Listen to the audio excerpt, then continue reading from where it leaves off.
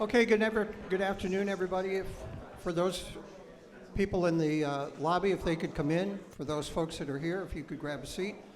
We hope you all enjoyed lunch. A little preliminary information on our next speaker. Located in York Springs, Pennsylvania, just 17 miles away from the famed Williams Grove Speedway, and in the heart of Pennsylvania sprint car country, lies the Eastern Museum of Motor Racing. For fans of sprint car racing and drag racing, also given the museum's proximity to the legendary York US 30 Dragway, EMMR is a must-see museum and archival facility. You're good on the clicker? We first met Allison in May when she was nice enough to come up and be part of our May Center conversation on the history of Niagara Dragway and promoted EMMR, and I'm really thrilled to see that this relationship is following forth. We're thrilled to have her here as a speaker today. I'm way old enough, and Allison, correct me on this because I think I missed it the first time. I saw her uncle, right, Randy Wolf, in one of the scariest sprint car, the first and only time they ran sprint cars without wings on the Syracuse Mile. And Randy Wolf did a absolutely horrendous blowover accident where fortunately he wasn't killed, but it was just scary. But enough of my history. Let's welcome Allison Kreitzer from EMMR.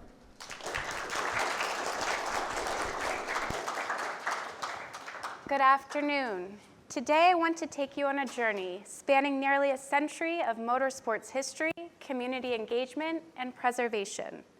This story centers on the Latimore Valley Fairgrounds, a site located in Adams County, Pennsylvania, that evolved from a vibrant local fair in the 1920s through decades of dormancy to its revival in the 1980s as one of the nation's first vintage race car exhibition tracks. But this presentation is about more than just the rise and rebirth of a historic speedway. It's a story about institutional memory, the collective knowledge that organizations accumulate over time through both historical documents and artifacts, as well as informally through storytelling and mentorship. Latimore Valley exemplifies how this institutional memory, built from the shared experiences of its community, can shape the way cultural heritage is preserved and interpreted. At the Eastern Museum of Motor Racing, or EMMR, we see this every day. Our mission extends beyond preserving physical artifacts. We strive to safeguard the stories, the human connections, and the living traditions that define motorsports culture. The emergence of the Latimore Valley Fair in the late 1920s offers a revealing case study of rural life in interwar America. Both the activities on the racetrack and the events surrounding the fairgrounds mirror the broader cultural shifts and tensions unfolding across Pennsylvania at this time. The Latimore Valley Fair first opened in August 1925. It was the vision of Robert B. Nelson, a York Springs resident who transformed his private property into a bustling public fairground. That first fair was a lively spectacle, a 4-day celebration featuring glee clubs, live bands, trapeze artists, roller skating champions, and displays of modern consumer culture like automobiles and furniture. Visitors could enjoy mule races, stroll the midway, or even take an airplane ride, a thrilling novelty for rural Pennsylvanians in the 1920s. Yet the fair's debut ended dramatically. The Lebanon Daily News reported a state police raid during the Saturday of the fair. 7 people were arrested, and officers confiscated roughly $800 worth of gambling equipment and merchandise. Latimore wasn't the only regional fair to attract the attention of the state police. In 1924, Pennsylvania had banned gambling and immoral entertainments at publicly funded fairs. Critics complained that what had once been wholesome agricultural expositions were turning into spectacles of vice, with alcohol, gambling, rigged games, and burlesque shows becoming common midway entertainments. Many fair organizers, including those at Latimore, sought new ways to attract visitors without running afoul of the law. One of the most effective and popular solutions was automobile racing. Throughout the late 1920s, fairground associations across the state began hosting auto races on their existing horse tracks. The combination of speed, noise, and local talent proved irresistible. transforming motor racing into a major attraction throughout South Central Pennsylvania. This enthusiasm for technology-centered hobbies reflected a larger transformation in rural life. In 1914, only about 7% of Pennsylvania farmers owned automobiles. By 1921, that number had risen to 72%. Automobiles were reshaping not just transportation, but culture.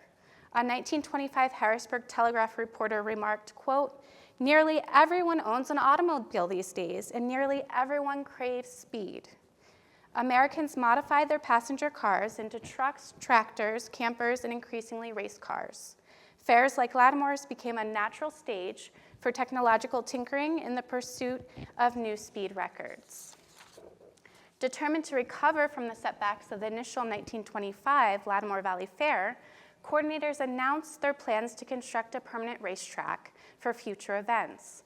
Organizers sent letters to local elites attempting to entice area residents to buy stock in the Latimore Valley Fair Association for $50 per share.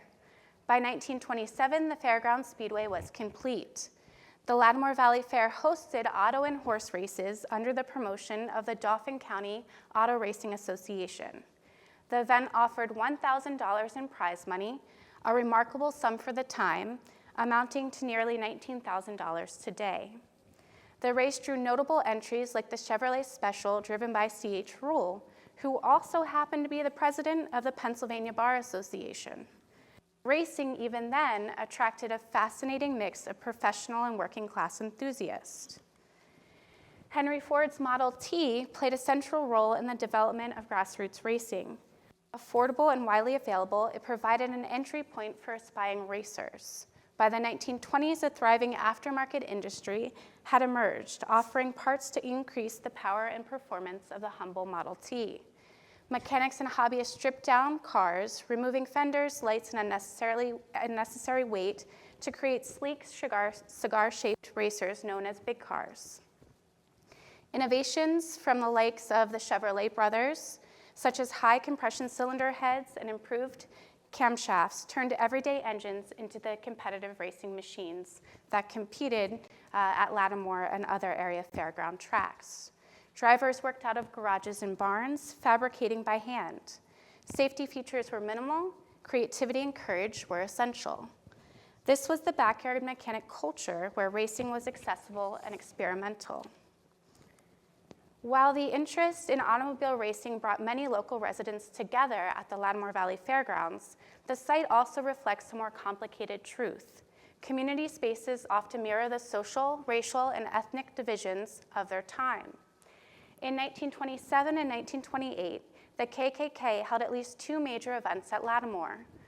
A 1927 advertisement for a Klan picnic promised, quote, "amusements of all kinds for everybody," end quote. These amusements included baseball games, foot races, live music, fireworks, and notably, the burning of what the Klan claimed would be the largest cross ever ignited in Pennsylvania. The following year, the Klan returned to Latimore to host a 6-day fair featuring daily entertainments, dancing, and on-site camping. These gatherings were not isolated occurrences. Membership records preserved in the Pennsylvania State Archives estimate that by the mid-1920s, nearly 250,000 Pennsylvanians belonged to the Klan. That second-era Klan found support among many native-born working-class Americans, tapping into nativist fears over immigration, job competition, racial and religious differences, organized crime, and other perceived threats to white Protestant identity. These anxieties were widely felt across the nation and contributed to federal policies such as the Johnson-Reed Act of 1924, which imposed strict quotas on immigrants from Eastern and Southern Europe and barred immigration from most of Asia. The Klan of the 1920s promoted an ideology that was intensely racist towards African Americans, as well as anti-Catholic, anti-Semitic, and anti-immigrant. At the same time, its leaders sought to normalize the organization by presenting it as a community service network, helping members find employment, offering mutual aid, and hosting family-oriented social events with food, entertainment, and recreational activities, such as those hosted at Latimore.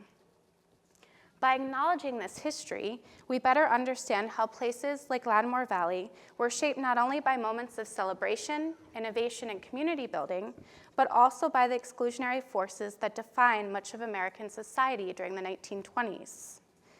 Historians have shown that African Americans were largely barred from full participation in mainstream automobile racing during the interwar years.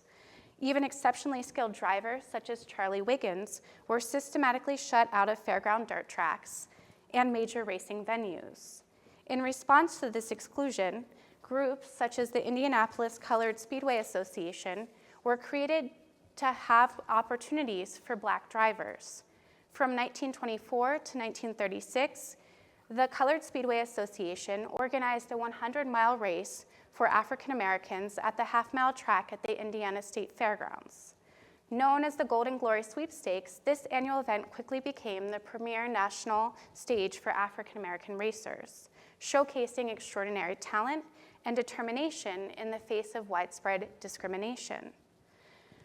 One of the earliest documented racing events for African American drivers in Pennsylvania took place at Arden Downs Fairground, which is located in Washington. It's about 30 minutes south of Pittsburgh, on July 4th, 1927. The holiday program drew prominent African American racers from as far away as Detroit and Chicago. A year later, on Labor Day 1928, Arden Downs made an even more remarkable leap. The track hosted an integrated field of 40 Black and white drivers competing together on its half-mile oval. Local African-American undertaker, Quinn Banks, surged to an early lead before a collision with the fence took him out of contention, allowing white driver Tony Boyle to take the checkered flag. Coverage in the Black press celebrated the event as a sign of racial progress. The Pittsburgh Courier reported that, quote, competent colored drivers matched their wit, skill, and courage against Ottawas of the other group, and the comparison was favorable. Yet this moment of integrated motor racing in Pennsylvania was short-lived. Arden Downs does not appear to have hosted similar interracial contests after the 1929 season, and there is no evidence that Latimore Valley ever held such events. By the late 1920s, the Latimore Valley Fairgrounds, like many small rural fair sites, were struggling to remain financially viable. Declining attendance, increased competition from larger regional fairs, and shifting entertainment trends all took a toll. In 1928, the property was put up for public sale. 26 acres with a half-mile track, grandstands, stables, and several exhibit buildings. Yet not a single bid was made, a sign of the growing economic uncertainty gripping the region even before the Great Depression fully took hold. Throughout the early 1930s, the fairgrounds passed through the hands of several owners, each attempting, unsuccessfully, to revive racing and generate steady revenue.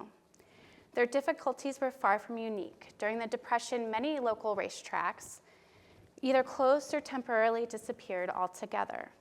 Families had fewer resources for leisure activities, and promoters faced rising insurance costs and declining gate receipts. At Latimore, both the automobile races and the annual fair were suspended in the early years of the Depression. Yet the grounds did not sit idle. As farm prices plummeted, Latimore became an important site of practical day-to-day exchanges. Local farmers and residents gathered here for public sales, livestock auctions, and community markets. These years illustrate how Latimore, like many community fairgrounds, adapted to changing circumstances. By 1935, a new generation of organizers were determined to revive the fair. This also included reviving the automobile races that were held there. Drivers from across the eastern United States met in 1935 to compete for modest purse money, and a mission was set at just 10 cents, a price that reflected both the desire to make the event accessible and the continuing economic strain of the Depression. But again, the revival was not without local controversy. This time, Latimore's new owner, Bruce Wagner, faced community backlash when he held races on Sundays. He was charged with, quote, desecration of the Sabbath and fined $4, a relatively small sum amounting to about $90 today, but significant in symbolism. Wagner's prosecution fell under Pennsylvania's longstanding blue laws, which dated back to the colonial time of the 1740s. These laws were still largely in effect during the 1930s and restricted commercial and recreational activities on Sundays for religious observance. Racing at the Latimore Valley Fairgrounds peaked in the period of 1937 to 1939. During this period, promoters hosted races roughly every other weekend, resulting to about 10 races per season. The races drew large crowds eager to see the local competition. The track operated as an outlaw venue, independent of the American Automobile Association, and became a hub for a diverse cross-section of Eastern drivers. Independent tracks, like Latimore Valley, played a dual role in the racing ecosystem. They offered local drivers a place to learn and hone their skills, and they provided an opportunity to earn money outside the tightly controlled AAA circuit. The distinction between independent and AAA racing was not always clear-cut. Many AAA drivers raced under assumed names at outlaw tracks to supplement their income while avoiding fines or disciplinary action from the governing body. Here is a rare glimpse of racing film from Latimore Valley in the late 1930s, capturing what grassroots racing looked like in the era before modern safety standards and offering a vivid look at the risk early drivers routinely faced. Oh, it didn't play.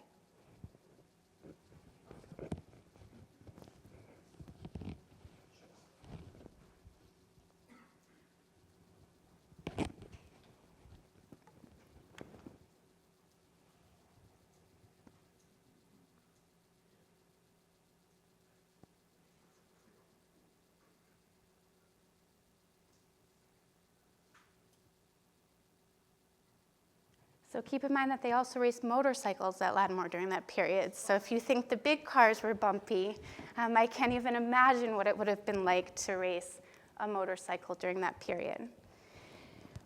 To think about the drivers that were competing in this period of the late 30s, a case study that is good to kind of illustrate these local independent drivers is Vic Nauman.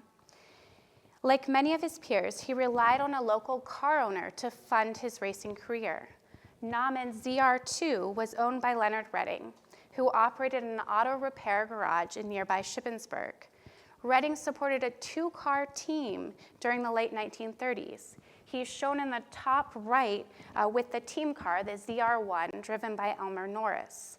Norris and Nauman, along with their contemporaries, often served as their own mechanics at the races. Independent drivers had to be inventive, adjusting on the fly, patching cars after crashes, and experimenting with setups to gain even small advantages on the track. Like many of his peers, Nauman raced at several independent tracks across central Pennsylvania, traveling from Lancaster to Lebanon to the Harrisburg region throughout the racing season. Oral histories play a vital role in preserving community memory, yet they also can diverge from the verifiable facts over time as stories are retold and reinterpreted through generations. A telling example of this at Latimore can be found in the case of racer Leroy Swigert. The 19-year-old racing novice died at Latimore when he blew a tire and crashed into a tree. Swigert's story became part of Latimore's local lore. Just one day earlier, he had married his sweetheart, who witnessed his fatal accident from the grandstands. Over time, Swigert's accident became intertwined with explanations for the speedway's decline. To this day, EMMR members consistently use this story as evidence for why big cars stopped racing at the track after the 1939 season. At some point, a museum volunteer even wrote on the bottom of the photograph of Swigert, "Killed at Latimore in 1939." And you can see the handwriting right there. It's a little blurry on the slide today. However, contemporary newspaper records confirm that Swigert's death actually took place in 1937, 2 years earlier than the collective memories suggest.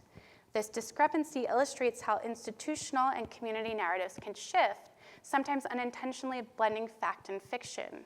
And with our conversations this morning, I think it's also relevant that we're reading 21st century responses to things such as accidents and thinking through safety onto this period of the 1930s. Because the newspaper coverage from the 1930s focused on the sensationalism surrounding his age and his recent marriage. His untimely death does not appear to have significantly impacted the 1937 racing season or to have created a critical response over changes to track safety. The closure of the Latimore Valley Fairgrounds at the end of the 1940 season was most likely influenced by notable factors such as the opening of nearby Williams Grove Speedway. Known as the Ascot of the East, Williams Grove was a purpose-built facility that quickly became one of the premier racing venues on the East Coast. And I'll show my sprint car bias in this room and say I still think it holds that status today. Unlike Latimore, Williams Grove regularly sanctioned AAA races and consistently attracted top-tier drivers from across the region. The Grove offered significantly higher purses, drawing both competitors and spectators away from the smaller fairground tracks. Its modern amenities and central location made it a natural magnet for race fans, effectively eclipsing local venues like Latimore. Latimore's decline was compounded by the broader context of the late 1930s and early 1940s. The onset of World War II, restricted rubber, and fuel supplies curtailing racing events. Latimore was unable to sustain regular racing even before the federal government officially banned all auto racing in 1942. In the decades following the war, Latimore largely returned to practical community uses. The fairgrounds hosted livestock auctions, public sales, and other local gatherings, while the track itself fell into disuse. Latimore joined the ranks of Pennsylvania ghost tracks, remembered primarily through the stories told by drivers and spectators who had once gathered there. Even without formal preservation, the fairgrounds lived on through these oral histories, but also through the personal collecting of individuals who had attended races there. Family photographs, newspaper clippings, racing trophies, fair ribbons, and ticket stubs were carefully saved, each a tangible reminder of the excitement and adventure experienced at Latimore. This kind of grassroots preservation reveals the powerful impact that shared experiences can have on individuals and communities. In the large scope of racing history, Latimore's impact is minimal. However, the fair and its speedway was memorable to the people who had experienced it firsthand, enough so that they took the effort to save and preserve these mementos from the fairgrounds, in some cases for over 50 years. These informal archives later proved invaluable in guiding the track's reconstruction and interpretation. Many artifacts eventually found a permanent home at the Eastern Museum of Motor Racing, allowing the new generations to connect with the history, stories, and spirit of Latimore Valley. The photographs are of drivers, Vic Nauman's on the top right.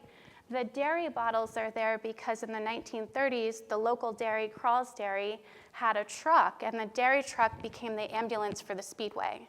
So if a driver was hurt, Crawls Dairy generously then transported the injured driver to the local physician or maybe a nearby hospital. For many racers and fans who grew up hearing stories about racing in this period of the 20s and 30s, Latimore and other ghost tracks became symbols of a history worth preserving. And it was precisely this sense of nostalgia and responsibility, the desire to keep the spirit of places like Latimore alive, that inspired a new generation of racers to take action by the 1970s. Williams Grove Speedway promoter Jack Gunn wanted to honor racing pioneers and preserve the rich history of Williams Grove Speedway. He envisioned uniting past and present members of the racing fraternity through the formation of a new club called the Williams Grove Old Timers. Well-known drivers Dwayne Carter, Joey Chitwood, and Cliff Griffith were among the club's early supporters. Within a year, the Williams Grove Old Timers had grown to over 375 members. Charter members of the group hailed from over 10 different states. The group published their first newsletter in April 1975, stating their mission and vision for the social club. Quote, "We're very glad to have you in the cockpit with us. You are now a charter member of what is about to become one of racing's finest organizations, the Grove Old Timers.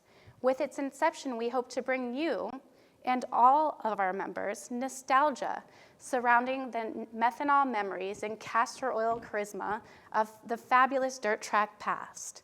To do this, we have to enlist your aid in obtaining the whereabouts of old-time drivers, mechanics, and car owners. After all, this is what this club is all about. We want to get these greats together and bestow long and belated honors upon them. Members mingled with racing legends at the early conventions held at Williams Grove Speedway. Attendees spent the weekend camping at the track, enjoying barbecue picnics, watching old racing movies, and bench racing. They hosted track time for vintage race cars, interviewed former drivers, and displayed their personal collections of racing memorabilia in an old barn located off turn 1 of the Speedway. One of the early participants of the Williams Grove Oldtimers was a local sprint car driver named Lynn Paxton. Popular with the fans, Paxton captured multiple feature wins across Pennsylvania's toughest circuits, including Williams Grove, Port Royal, and Selinsgrove during the late 1970s. He was hardly an old-timer, but he had a keen interest and enthusiasm for history. He had already acquired several of his own vintage race cars by the late 1970s, including a 1947 Miracle Power Special driven by his personal racing hero, Tommy Hennerschitz. With his established connections within the racing community and interest in racing history, Lynn was a natural fit to become a leader in the developing Williams Grove Oldtimers. When Jack Gunn died in 1980, the future of the Oldtimers was in jeopardy. Since the group operated out of Gunn's Williams Grove office, members worried that the track's new owners wouldn't support the club. A small group of members, led by Lynn Paxton, recognized that the Oldtimers was more than just a social group, that they were a group that had an important role in documenting mid-Atlantic racing history. In 1981, the Williams Grove Oldtimers were formally established as a Pennsylvania educational nonprofit. The vision of the newly formed board of directors was ambitious. They wanted to create a living museum where history could be experienced, not just displayed. They hoped to achieve this goal by building both a permanent museum and an exhibition track. As Williams Grove Oldtimer president Carl Swigert envisioned, quote, "The exhibition track will not only serve the needs of those acquiring and restoring antique race cars, but together with our planned Museum of Automobile Racing History will help fulfill our ultimate purpose of preserving and displaying the history of American automobile racing for the benefit of the general public and will enable us to present operating examples of this history." While the group started searching for a site for the Eastern Museum of Motor Racing, they also began actively collecting donations of historic race cars and other artifacts related to motor racing history. The board of directors first approached Williams Grove Speedway about purchasing land for a proposed racing museum. When the track's owners declined, Mel Paxton, Lynn's father, recommended an alternative: the long-abandoned dirt track at the Latimore Valley Fairgrounds. Mel had deep personal ties to the site, having raced there in the 1930s and attended the fair all the way back to the early 1920s as a child. The revival of the Latimore Valley Fairgrounds truly began then in 1982, when the Oldtimers purchased the historic property. While they envisioned Latimore as the future home of their museum, their immediate priority was creating the dedicated exhibition track for vintage race cars. As Swigert explained, the exhibition track at the museum will be the first permanent facility of its type in the United States, devoted solely to the exhibition of antique racing machinery, and our ownership of the facility will guarantee its continued existence. Volunteers, all the work was done by members and volunteers, organized work parties to begin clearing and restoring the old racetrack. Early in the process, they discovered that previous land surveys of the fairgrounds were inaccurate. One of the turns actually extended beyond the property line. To faithfully reconstruct the historic oval, the board of directors had to approach the neighboring farmer and negotiate the purchase of an additional 2 acres. EMMR members then installed wooden guardrail around the track. The picture, they're doing the holes for the post in the bottom there with the truck. Built bridges over Latimore Creek, constructed pavilions, and restored the original house and small barn on the property. In 1983, members held their first open house at the fairgrounds. They wanted to showcase the revitalized speedway, but weren't quite ready yet for vintage racing. The event featured a static display, as well as 1938 Latimore Valley Speedway track champion, Otis Stein, who paced the oval in a vintage 1930s Sprinter. Local racing greats such as Otis Stein, Tommy Hennerschitz, and Buster Workey played a vital role in the early years of the old-timers. As active members, they regularly attended conventions and track time events, serving as living links between racing's past and present. Their participation helped bridge the generational gap, allowing younger fans and aspiring drivers to learn directly from those who had shaped the sport. These legends generously shared their knowledge and experience, posing for photographs, offering interviews, and discussing not only their racing careers, but also their contributions to car design, fabrication, and mechanical innovation. By engaging directly with members and fans, they helped cultivate a shared sense of community. This intergenerational involvement became a defining feature of EMMR's culture. Also, in 1983, the old-timers took on a second major step in expanding their public outreach. They purchased Shorty Miller's Mobile Museum of Racing History, a 30-foot trailer outfitted with display cases, lighting, and climate control. This mobile museum allowed WGOT to bring the history of motorsports directly to the public.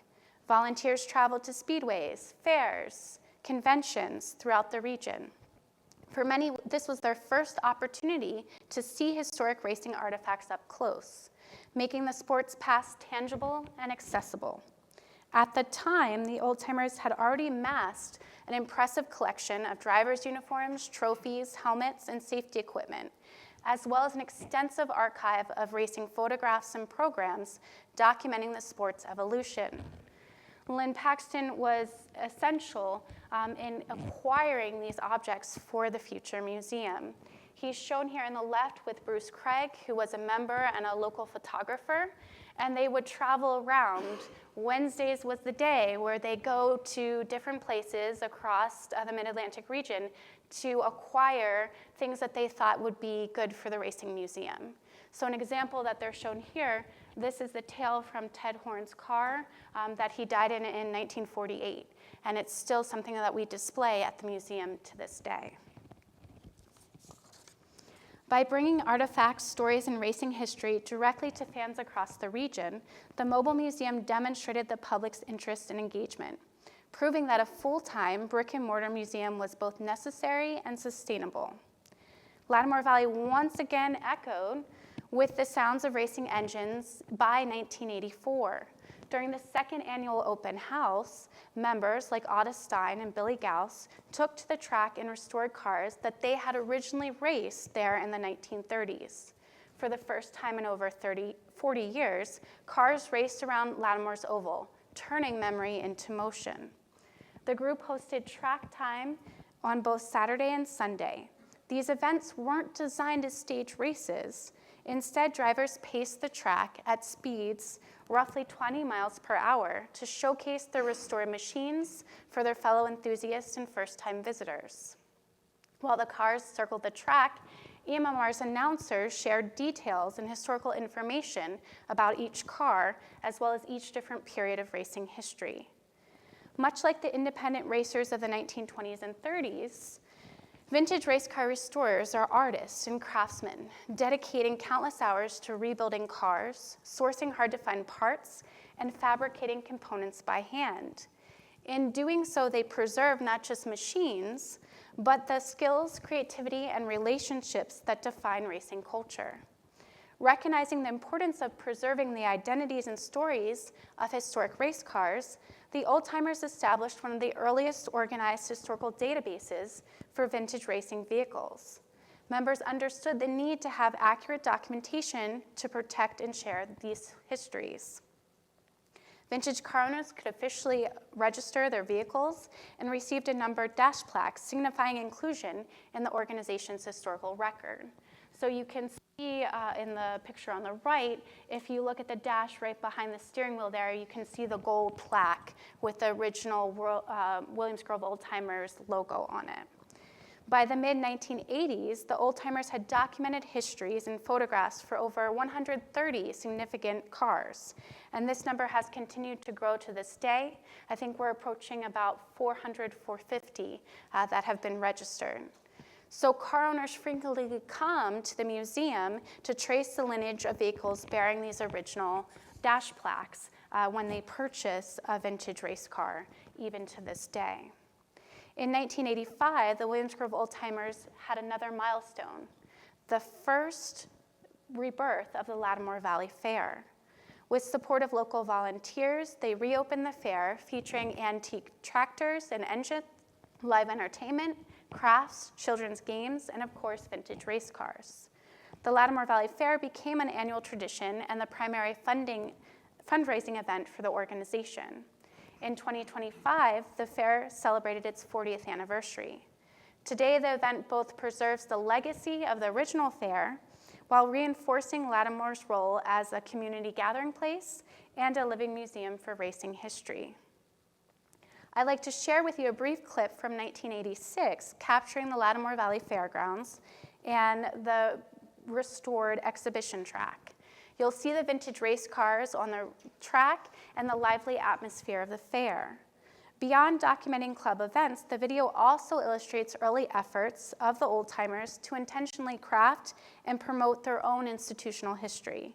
Through strategic marketing and visual storytelling, they reinforce the museum's mission and its growing visibility within the community.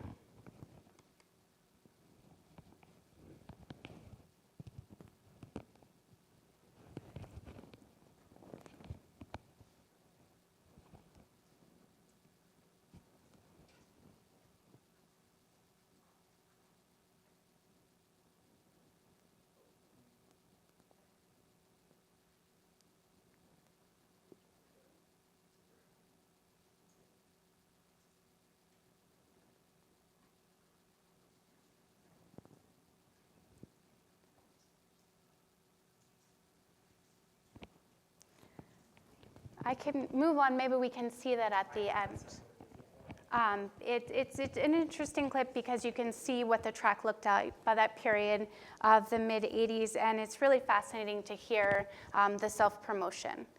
By the time construction of the Easter Museum began in 1989, the Williams Grove Old Timers had 1,700 members. Phase 1 of the museum included exhibition space for about 20 cars, as well as displays, a library, and a gift shop. Today, the museum has expanded through several renovations and grown to offer nearly 24,000 square feet of exhibit space. We now display more than 60 vintage race cars alongside countless artifacts, from Chris Economaki's typewriter to Malcolm Durham's racing jacket to Jimmy McGuire's prosthetic arm. In less than a decade after becoming a 501c3 nonprofit, the Williams Grove Old Timers had not only achieved their original goals, but they had made their mark on preserving Pennsylvania racing history. Their leadership drove the purchase and restoration of the Latimore Valley Speedway, the revival of the Latimore Valley Fair, and the construction of a permanent museum dedicated to the region's motorsports history. The passion and vision of those original Williams Grove Old Timers founders inspired a broad network of volunteers, local businessmen, area speedways, and racing enthusiasts to rally behind the organization. The legacy they set in motion continues to grow. Vintage race car exhibitions have expanded far beyond Latimore, now held annually at area tracks such as Williams Grove, Lincoln, Baps, Port Royal, and Hagerstown. In 2025, EMMR additionally hosted 3 track time events at Latimore, and in 2026, the Jalopy Showdown will return to the fairgrounds, demonstrating that the spirit first cultivated by the Williams Grove Old Timers remains very much alive at EMMR today. Here are some images that show you what the Jalopy Showdown looked like the first year it took place in 2003, and then all the way up to the time where it was still happening at the fairgrounds in 2015. Alongside ongoing museum expansions and the development of a permanent drag racing exhibit, this Jalopy Showdown event helped EMMR broaden its mission beyond sprint cars and midgets, celebrating the full diversity of regional racing. Vintage race car exhibits at Latimore Valley transform then history into living experience.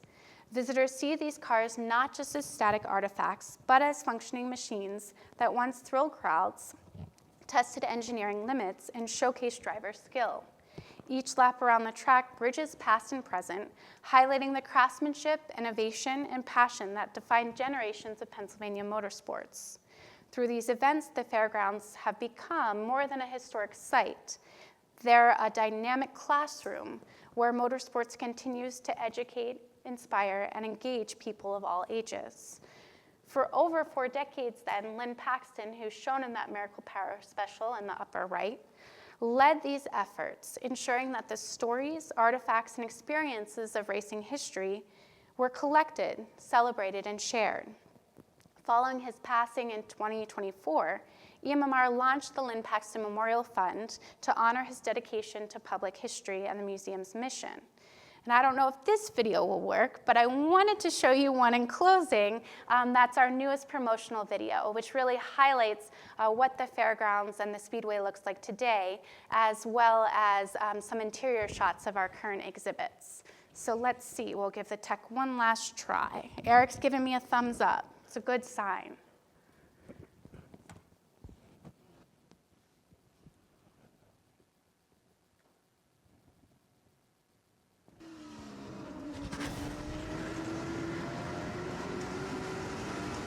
He had a fuel. He had a fuel for the track. They used to race in t-shirts and little goggles.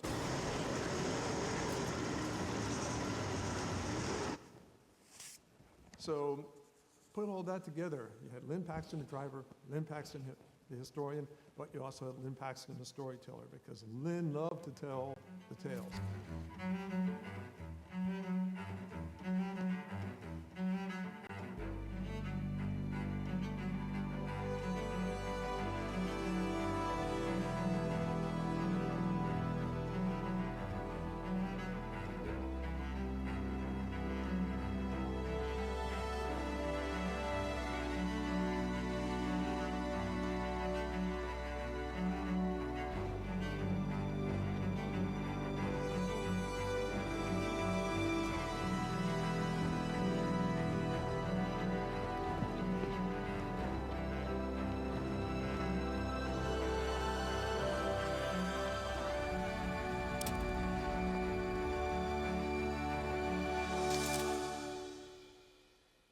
When Lynn Paxton retired, he was the leading feature winner at all of the tracks where he competed on a regular basis.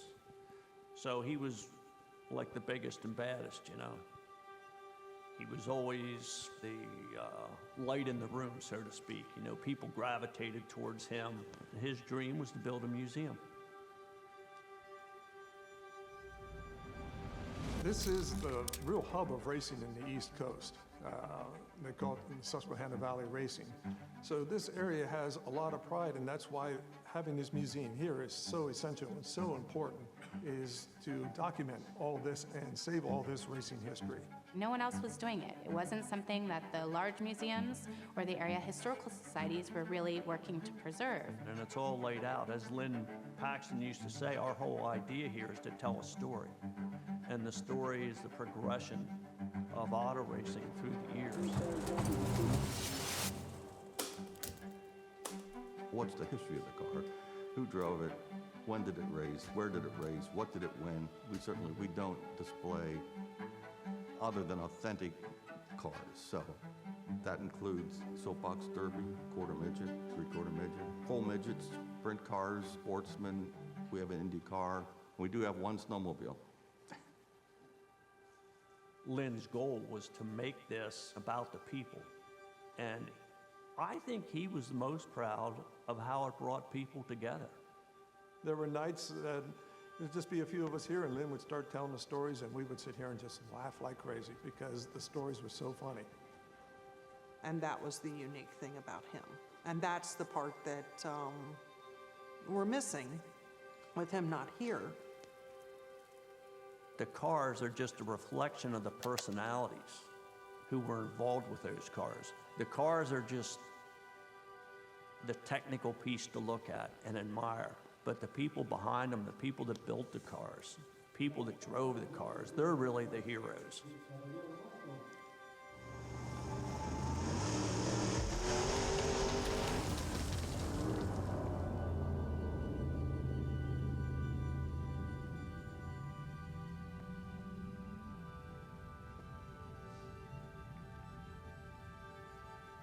Okay, so I handed it up. He looked at it. Wouldn't you know, I got the second place envelope that was crossed out. Yep, he even gave us a second place envelope. True story.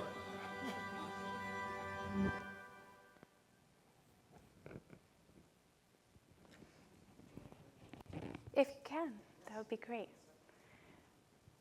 So thinking, you just saw what the track looks like today. That track time was hosted just this past spring to what it looked like when they were racing in 1986 and hosting track time events at that very early period, before the museum was actually constructed, when they're still working to kind of build this vision for the future in terms of preservation of area history.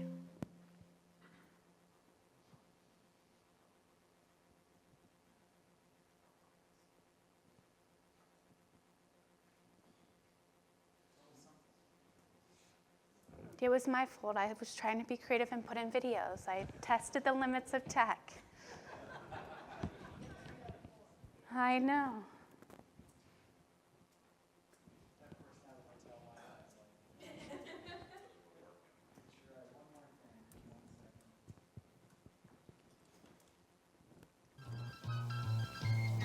Williams Grove Old Timers is a membership-owned nonprofit corporation dedicated to the preservation of the history of racing in the United States.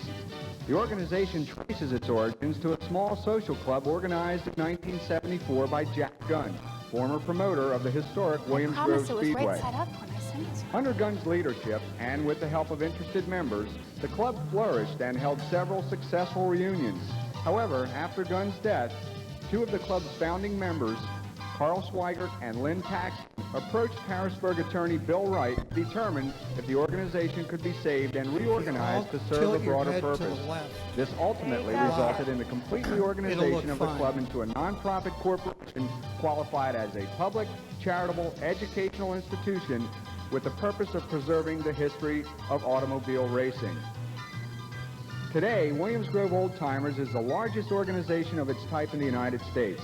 Starting with less than 200 members in 1981, the organization's membership has increased to over 1,300 active members in the past 5 years. Membership in the organization is open to any individual of any age who is interested in the preservation of automobile racing history. The organization presently boasts a nationwide roster of members. Over 200 of these members are owners of antique race cars who are given the opportunity to present live, on-track racing exhibitions at the organization's public events throughout the year held at Latimore Valley Fairgrounds. Are there any questions? So I'm interested in the Chris Economaki connection. What do you have in that collection, or a little bit, and how did it come that you got it? Sure. I think Chris's collection was spread. Some of it's here at Watkins Glen, some of it's at the Revs Institute, and some of it came to EMMR. So what we have are a lot of Chris's personal mementos, like that typewriter, as well as a lot of his awards that he has, pictures of him throughout his career with the ABC Wide World of Sports, as well as things such as the newspaper bag that he handed out his original newspapers in when he was just a boy. So we have a lot of that, as well as a large collection of his books came to EMMR. So we have a research room that has a display with a lot of the books that came in from the Economaki collection. And Corinne, his daughter, actually just donated a series of programs to us that date back to that early period of the 20s and 30s from various tracks throughout the Mid-Atlantic. I was covering cart for him in the 90s. I had to hand out those papers. Around the paddock. So I noticed when you were playing that video, it mentioned one of the founding members was a Swigert. I'm Yes. assuming relative of Leroy. No, not that I think. I don't think there's any historical connection there that I've been able to find out. Carl Swigert was a track announcer at a variety of tracks and an amateur historian. So he came to the organization because of this shared love for history, and we actually have a lot of his scrapbooks. So all the races that he attended from that period of the 30s and 40s, he made scrapbooks of a lot of like the information, the ticket stubs, the ephemera, and we still have those today. So he was working as an amateur historian, writing kind of histories of area racing and participating actively, and then joined our organization when it started in the 70s. Anyone else have any questions? I can attest to the fact that Lynn was a storyteller. I've only visited the place once, but honestly, within 15 minutes of walking in, we were in a discussion with him, and it was like we'd known him forever. And he was just fabulous and definitely appeared to be the driving force behind that place. Those were brave men that drove those cars now, or then. They're brave men that drive those cars now. And seriously, I urge anybody that has not visited EMMR, at some point in time, you've got to put that into your itinerary, because it is just an absolutely fabulous place. And Lynn, we're so happy you were able to come up and join us today. And I will second what Kip said. I had the distinct pleasure of interviewing Lynn a couple of years ago, and he took us on a guided tour of the museum. We actually have that as a podcast episode.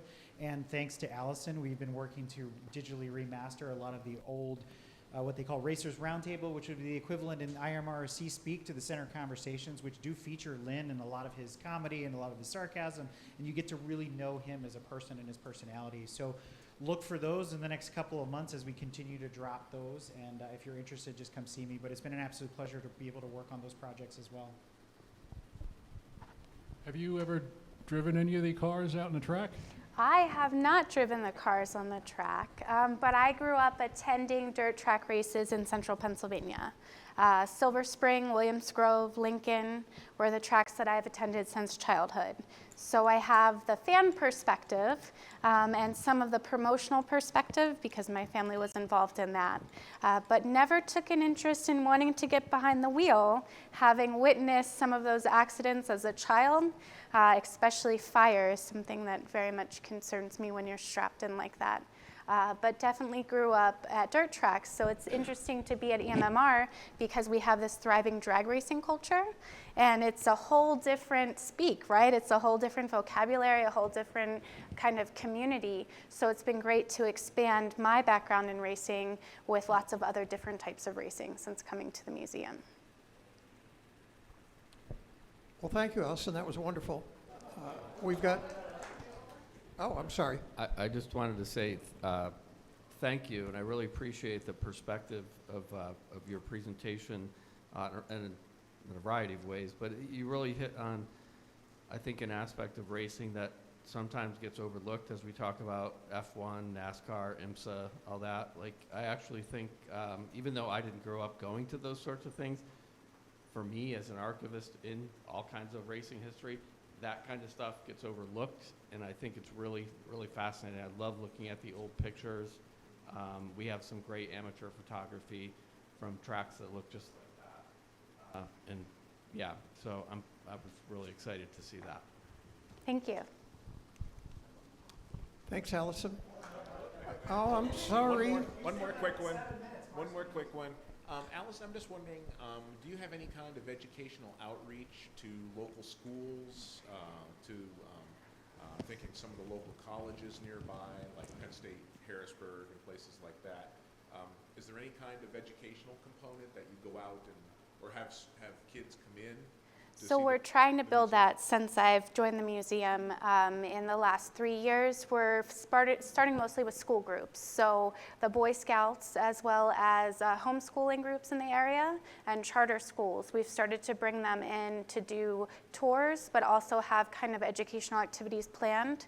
So I have a scavenger hunt now where there's great pictures of different things in the collection, and they have to identify that object and then answer questions about it. And I'm also trying to move some of our exhibits. We now have a rotating exhibit gallery that's using more STEM connections with existing programs. So for example, the National Hot Rod, the NHRA has a YES program where they have on their website a whole set of lesson plans. So it's very easy to incorporate those into our galleries and encourage then families as they're there visiting to create these or finish these activities as well.